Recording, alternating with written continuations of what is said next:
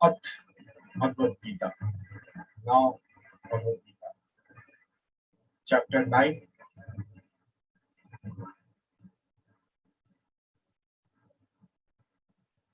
राज विद्या योग।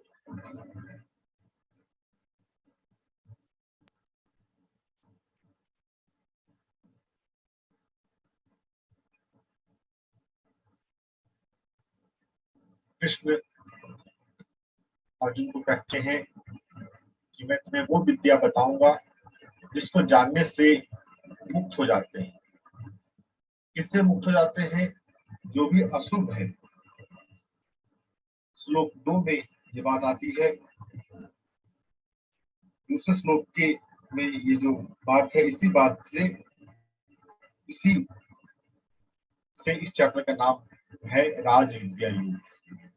राज विद्या, राज गुह्य योग, रॉयल विस्डम, रॉयल मिस्ट्री। इसकी व्याख्या में स्वामी शिवानंद ने लिखा है कि साधक को ब्रह्म विद्या के लिए प्रेरित करने के लिए यह बात है, ये चैप्टर है। वो भी ठीक है, ब्रह्म विद्या, ब्रह्म ज्ञान की प्रशंसा इसमें हो रही है। क्या क्या मैं करता हूँ ब्रह्म के तल पर, क्या क्या होता है, जो कृष्ण ये कह रहे हैं। जब हम अपनी परा प्रकृति को अनुभव कर लेंगे तो ये सभी चीजें हमारे साथ होंगी। सिर्फ कृष्ण कहे ऐसा नहीं, जब हमें बिल्कुल समाधि का अनुभव होगा, जब हमें परा प्रकृति का, ब्रह्म का अनुभव होगा, तो हमारे से भी यही निकलेगा। भावनः यथाकाशस्थितो नित्यं वायुः सर्वत्र गोमहान् तथा सर्वाणि भूतानि मत्स्थानीत्युपधारय।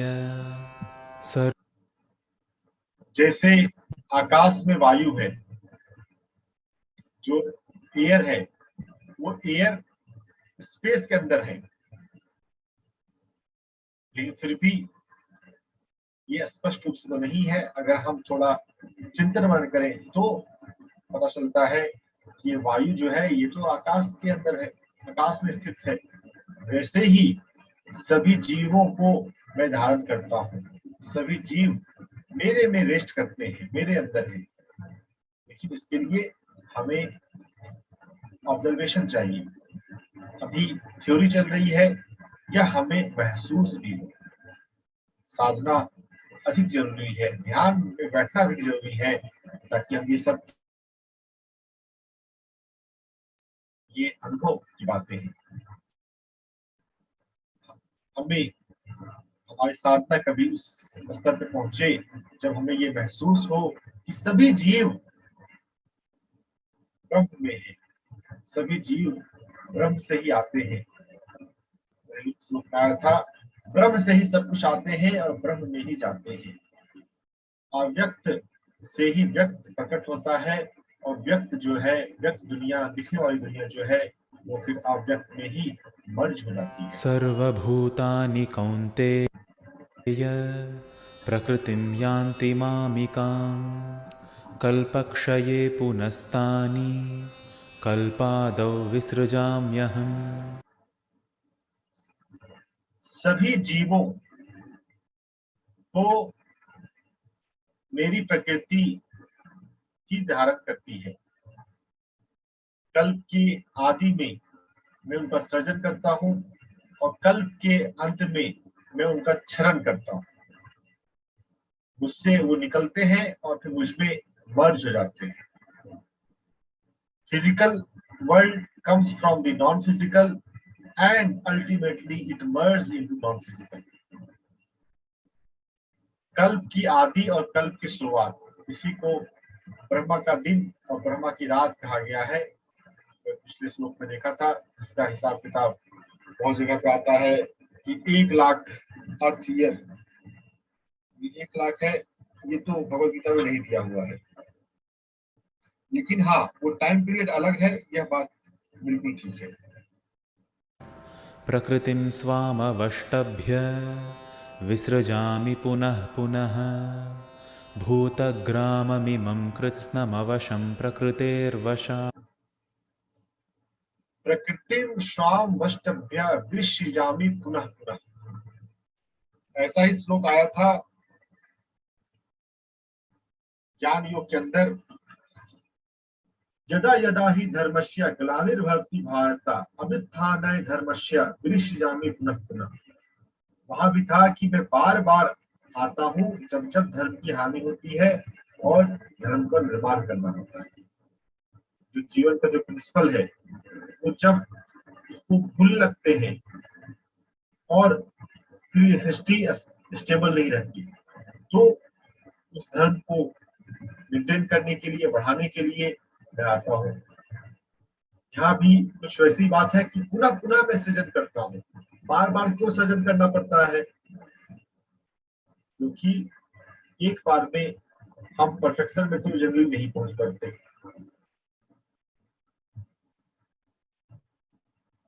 तो यहाँ पर दो प्रकृति का शब्द आया है, ये थोड़ा सा एक थोड़ी गहरी बात है। प्रकृति स्वाम वष्टभ्य, मैं अपनी प्रकृति से आविष्ट करता हूँ। स्व मेरी प्रकृति से मैं अनुप्राणित करता हूँ।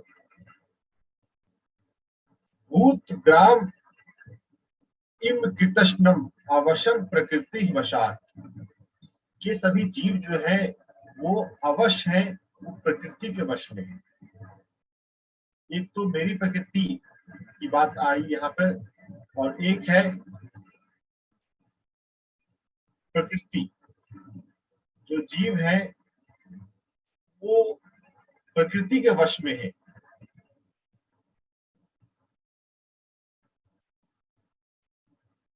भूत ग्राम इम कृतष्णम अवशम प्रकृति वशात, वो प्रकृति के वश में है। जो भी जीव है जिस भी योनि में है, उस योनि के, अब जानवर की योनि में है या मनुष्य की योनि में है, तो एक उसकी एक प्रकृति है, उस प्रकृति के वो वश में आते हैं। वो उनका अपना कंट्रोल नहीं है, वो परतंत्र है। किसके किसके अंदर है? वो प्रकृति के अंदर है। जिस योनि में चले गए उसी योनि में है। अगर हम मनुष्य की योनि में आ गए तो एनिमल की तरह हम अब बिहेव नहीं कर सकते। एनिमल पक्षियों का है, पक्षियों की एक स्वतंत्रता है। हम मनुष्य योनि में है तो हमारे पास वो पक्षियों वाली स्वतंत्रता नहीं रह सकती। हम जो मनुष्य की जो प्रकृति है उसके वश में आ गए। तो जीव जो है वो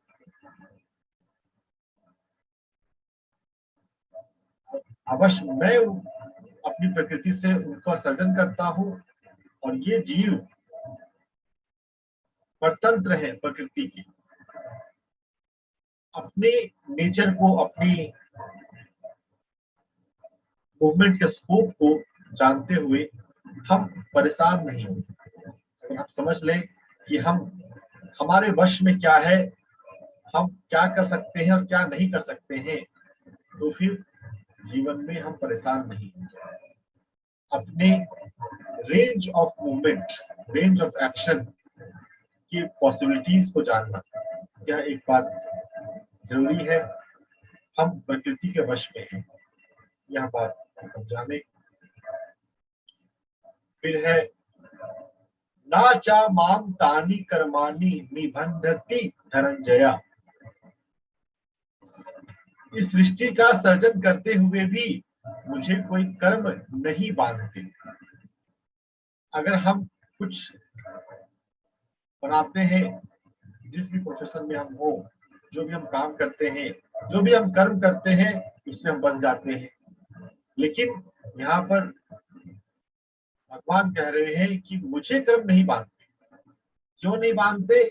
वो यहाँ पर दो बात है, वो क्वालिटी को हम समझ लें, हम भी अपने जीवन में सुधार सकते हैं। उदासीनवत आसीनम, ये एक बात है, और दूसरा है अशक्तम। उदासीन,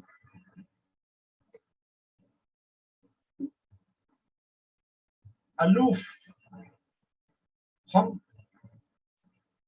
कंसर्न नहीं हो अपने तरफ से, हम जो कर सकते हैं वो करना, लेकिन फिर उसके बाद जो हो गया उसके लिए कंसर्न नहीं रहना, अरे ऐसा ही क्यों हुआ, काश ऐसा होता। हम बहुत बार जो भी हम काम करते हैं, कुछ थोड़ा सा इधर उधर हुआ तो फिर चिंता में आ जाते हैं कि काश ऐसा होता, इस पर ऐसा होना चाहिए था। द थिंग इज कि हमें जब हम कुछ कर रहे हैं तो अपना पूरा फोकस उस पर होना चाहिए, हमारी पूरी ऊर्जा, पूरी चेतना उस पर कंसंट्रेटेड हो। But once it's created, once it's done, तो फिर हम उदासीन हो जाए, उससे अशक्त हो जाए, अनाशक्त हो जाए। अगर हम उदासीन हैं, अनाशक्त हैं, तो कर्म नहीं बढ़ते। कर्म है, कर्मों की गति गहन है, लेकिन इसीलिए ब्रह्म विद्या के शास्त्र को पढ़ना है कि इस गहन कर्मों की गति से हम कैसे बाहर आ जाए। कर्म योग चैप्टर, 3rd चैप्टर में इसकी विस्तार से बात हुई थी। अभी ये राज विद्या योग चल रहा है, तो यहाँ पे बस एक श्लोक में आया है, ये बार बार नहीं आता कर्मों के बारे में। यहाँ पर जो ब्रह्म का स्वभाव है, ब्रह्म जो करता है, भगवान जो करते हैं, जो होता है, उसके बारे में ही अलग अलग ढंग से है। मया अध्यक्षेन प्रकृति श्रूयते सचरम आचरम। मया अध्यक्षेन, मेरी अध्यक्षता में, अध्यक्ष हम सभी जानते हैं, अध्यक्ष president, president of India, president of this party, president of Lok Sabha. अध्यक्ष, मेरी अध्यक्षता में, देखिए यहाँ पर ब्रह्म और प्रकृति का अलग अलग आ रहा है जिक्र। मेरी अध्यक्षता में प्रकृति श्रूयते सचरा आचरम। जो प्रकृति है वो जड़ और चेतन, आचरम जड़ और जो जो चलते नहीं है, हिलते नहीं है, जड़, और सचर चेतन, जड़ और चेतन को श्रूयते मतलब उपजाती है, बनाती है मेरी अध्यक्षता में।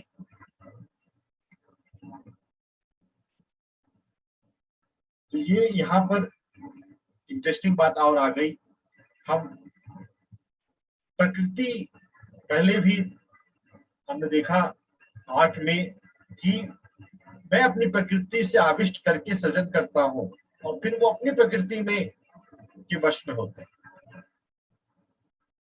जहाँ पर है मेरी अध्यक्षता में प्रकृति उत्पन्न करती है। हेतु हेतु न अनेन कौन्तेय जगत परिवर्तते, परिवर्तते, परिवर्तन, परिवर्तन चेंज करता है। यहाँ पर जो मैं जब आ रहा है तो ये वो है, मैं है जो अव्यक्त है, जो चेंजलेस है, और जो चेंजलेस है वही सत्य है। अध्यात्म में जो सत्य का जिक्र आता है वो इस तल की बात है जो चेंजलेस है। लेकिन ये जो जगत है ये परिवर्तन करता है, ये घूमता है, बनता है, बचपन है, जवानी है, मिडिल एज है, बुढ़ापा है, परिवर्तन हो रहा है शरीर का। ये जो पृथ्वी है इसका भी परिवर्तन हो रहा है, जो सूरज है उसका भी परिवर्तन हो रहा है, इस पृथ्वी का भी एक लाइफ टाइम है, इस सूरज का भी एक लाइफ टाइम है, ये सब जगत है। प्रकृति जो है वो इस जड़ और चेतन को उत्पन्न करती है मेरी अध्यक्षता में।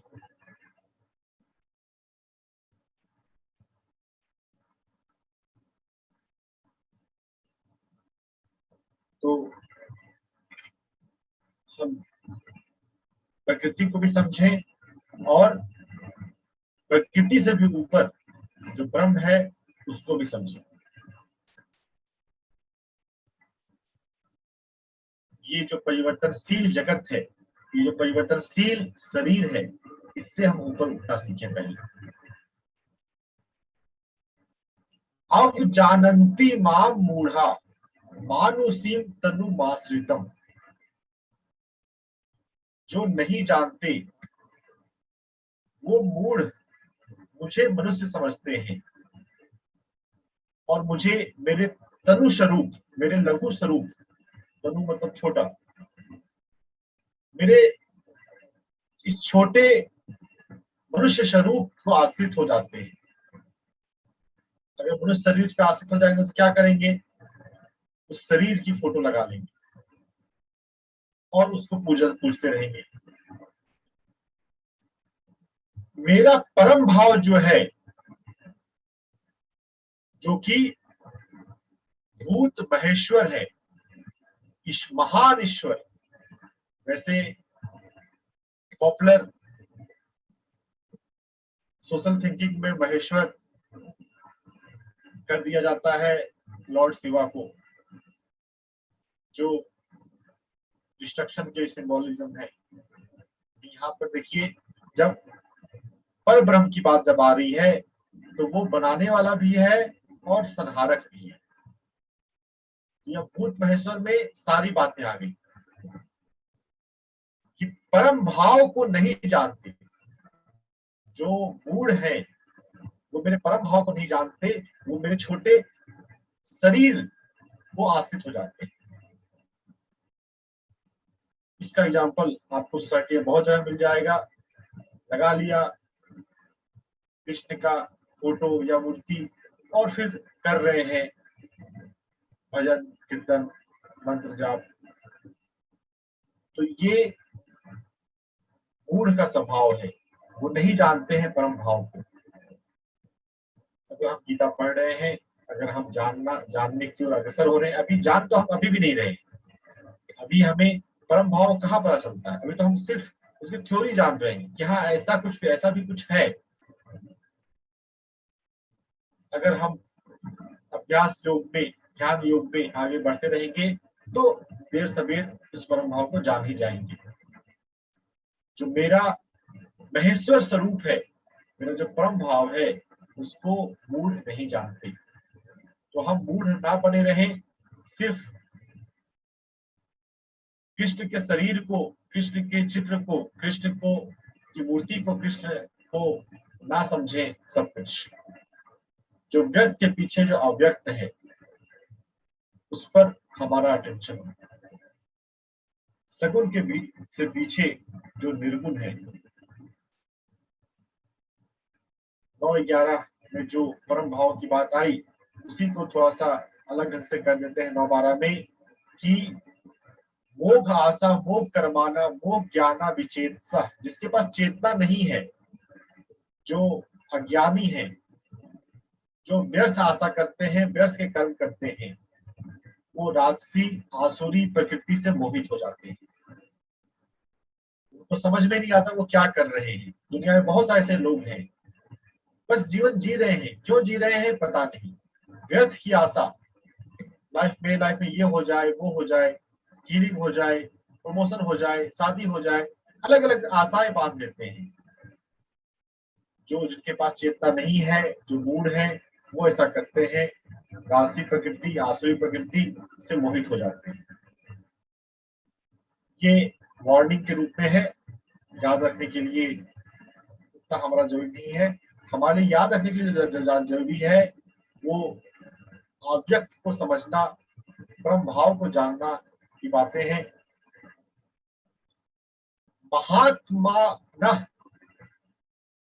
महात्मनास्तु मां पार्थ दैवीं प्रकृतिम आश्रितः भजन्तन्य अन्य मनुष्यो ज्ञात्वा भूतादि अव्ययम्। जो महात्मा है, जो महान आत्मा है, वो मां मेरी देवी प्रकृति पर आश्रित होते हैं।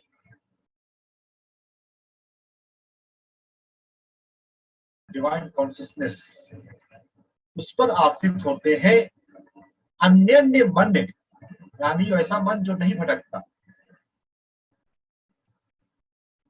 उससे जानते हैं भूतों का मैं आदि हूं, सभी जीवों की शुरुआत हूं। ज्ञातवा, जानते हैं, जानकर, अव्ययम, और इसका कोई विनाश, मेरा विनाश नहीं है, मैं सनातन हूं, आई एम इटर्नल, सभी जीवों की शुरुआत हूं। इसको जानते हुए अन्य मन से मेरी भक्ति करते हैं, मुझको भजते हैं। ये भजन जो है जगह जगह पे आ जाता है, भजन और कीर्तन। भजन करेंगे, भजन करेंगे, भजन करेंगे, लेकिन ये भजन करना तब होगा जब हम जानेंगे कि सभी भूतों का आदि पर ब्रह्म, जो जिसका खर्च नहीं हो सकता, जो अव्ययम है, जो सनातन है। दैवी प्रकृति को हम जाने, उसको भजन करें। भजन मतलब जानना और देखना। भजन करें, फिजिकल रूप से रिचुअल करना भी, अगर आपको इस बात का एहसास हो गया तो फिजिकल रूप से रिचुअल करने में भी कोई दिक्कत नहीं है।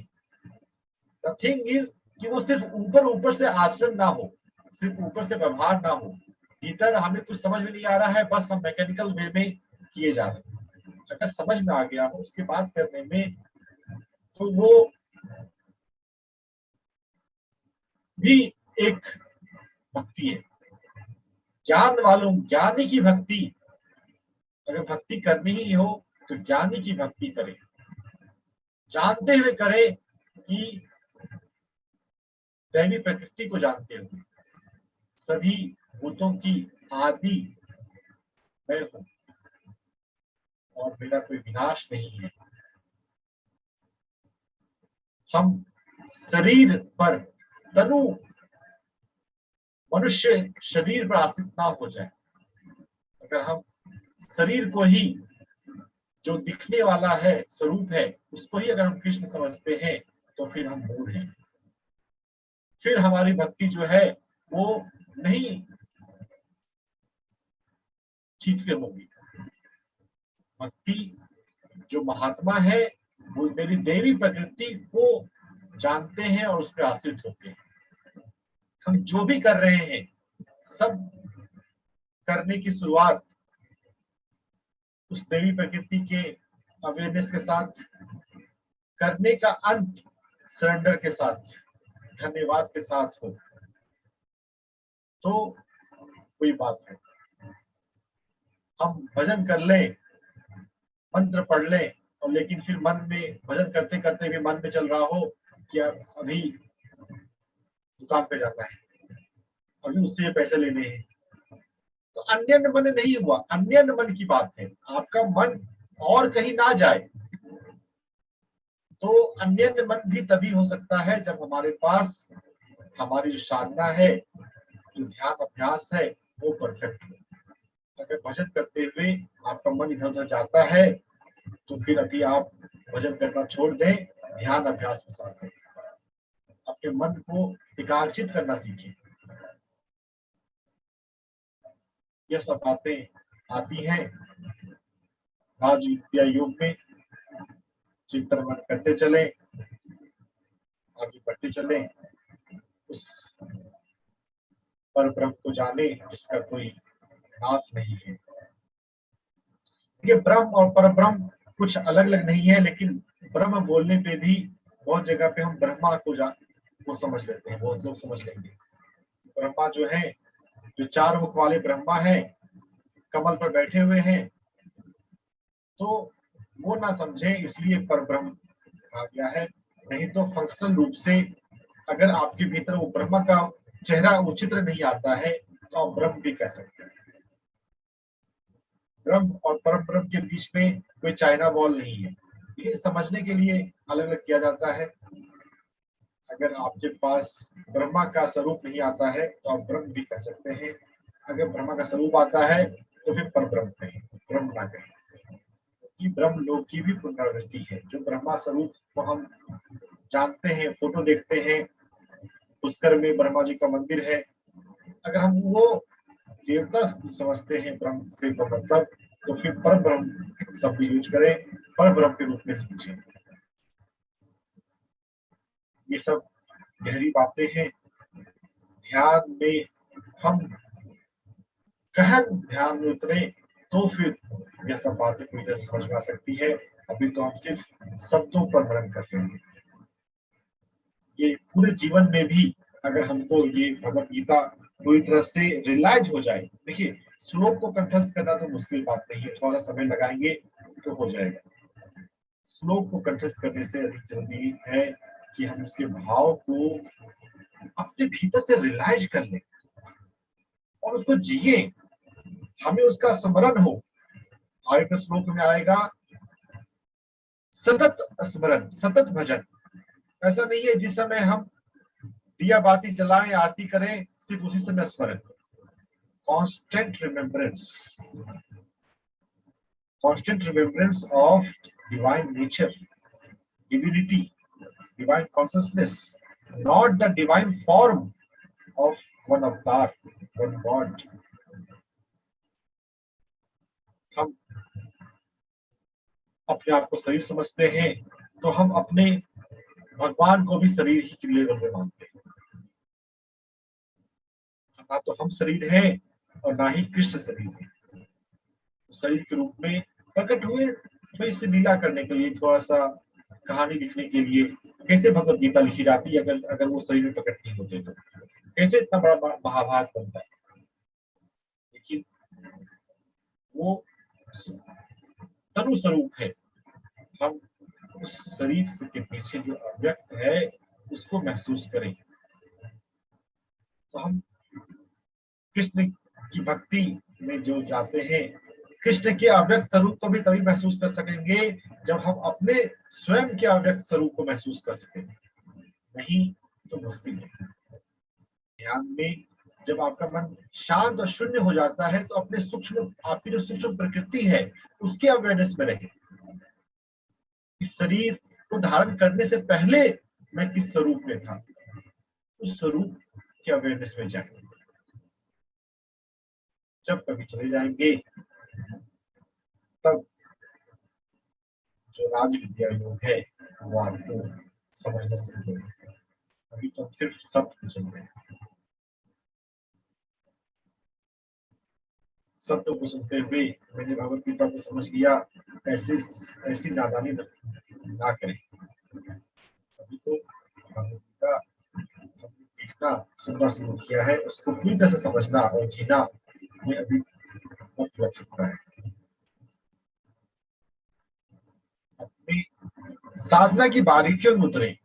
मेडिटेशन में मेरा डीप कैसे हो, मेडिटेशन में मैं और गहरे कैसे जाऊं, मेडिटेशन में मुझे सूक्ष्म का एहसास जो कभी कभी होता है वो हर दिन कैसे हो, उस पर फोकस करें। मेडिटेशन को डीप करेंगे तो भगवत गीता समझ पाएंगे। भगवत गीता को हम जीने लग जाएंगे और ऐसा भी हो सकता है कि हम जो करें, हम जो बोलें वही एक गीता बन जाए। इसलिए भारत देश में कई सारी गीता है। अष्टावक्र गीता है, उत्तर गीता है। तो